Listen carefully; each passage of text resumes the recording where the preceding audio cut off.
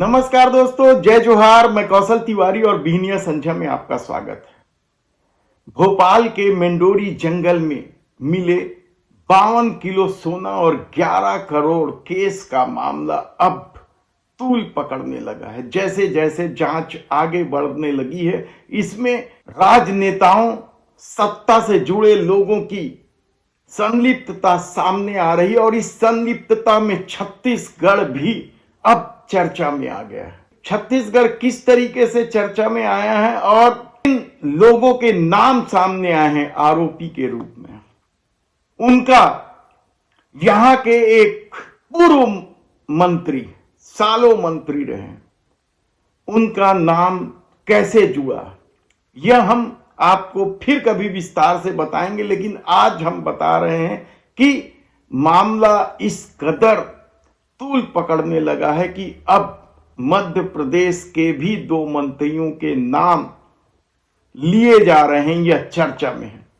जिसमें से एक नाम है उदय प्रताप सिंह का, तो दूसरा नाम है गोविंद सिंह राजपूत का।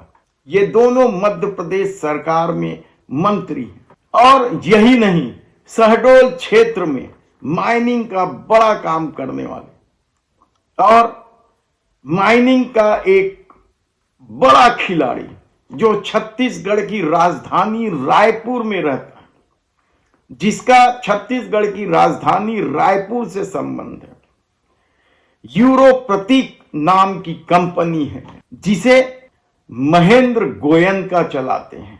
महेंद्र गोयनका का रायपुर में संबंध है और किन किन मंत्रियों के बंगले में उनका आना जाना है, यह किसी से छिपा नहीं है। इस पर हम विस्तार से बात रखें, उससे पहले हम बता देते हैं कि जिस कार से 52 किलो सोना और 11 करोड़ केस जब्त हुआ है, वह कार सौरभ शर्मा के करीबी चेतन के नाम रजिस्टर्ड है।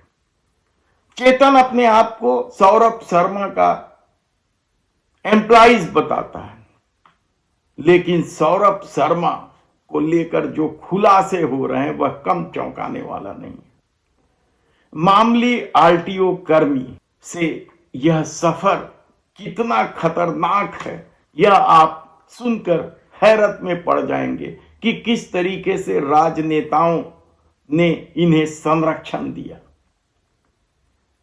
पिता की मृत्यु के बाद अनुकंपा नियुक्ति के माध्यम से सर्विस में आए और कुछ साल नौकरी करने के बाद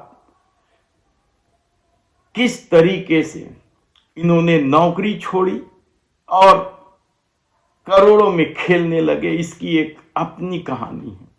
लेकिन करोड़ों रुपए के इन्वेस्टमेंट को लेकर भी कई तरह के सवाल उठ रहे हैं और कहा जा रहा है कि रायपुर निवासी जिस महेंद्र गोयनका का नाम सामने आया है, उन्होंने भी इस सौरभ शर्मा की कंपनी के माध्यम से न केवल 300 करोड़ रुपए भोपाल में इन्वेस्ट किया, बल्कि इंदौर और ग्वालियर जैसे शहर में भी करोड़ों रुपए के इन्वेस्ट किए।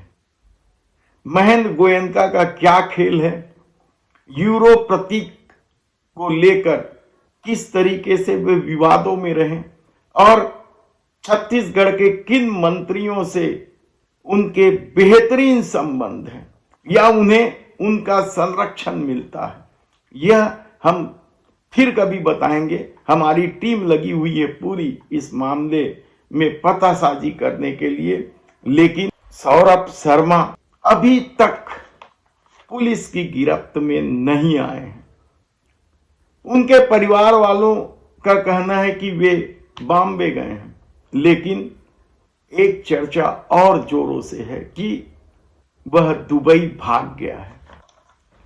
दुबई को लेकर यदि याद किया जाए तो छत्तीसगढ़ प्रदेश कांग्रेस के कोषाध्यक्ष राम गोपाल अग्रवाल, जिनकी ईडी को तलाश है भूपेश सरकार में हुए घपले घोटाले को लेकर, उनका भी दुबई भाग जाने की चर्चा है। बगैर कोषाध्यक्ष के सालों चलता रहा कांग्रेस कमेटी, 2 चुनाव हुए विधानसभा के और लोकसभा के, लेकिन राम गोपाल अग्रवाल कहां है यह कोई नहीं जानता।